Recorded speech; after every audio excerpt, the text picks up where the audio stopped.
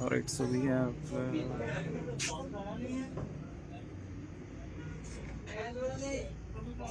this is under tomato and this is Katwa Gosht. इस इलाके की बड़ी फेमस कटवा गोश्त इज़ वेरी फेमस। इस इलाके की मशहूर डिश है और ये बड़ी यूनिक किस्म का अंडा टमाटर है। It actually looks like brains and taste like brains too. तो जी बिस्मिल्लाह करते हैं।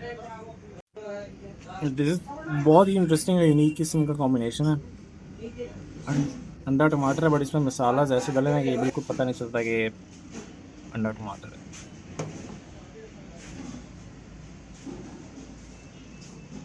कटवा गोश्त भी बड़ा गोश्त है। It's very interesting.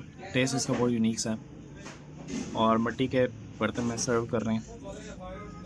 इसका जो जायका है वो मज़ीद एम्पलीफाई हो गया। It's really very good.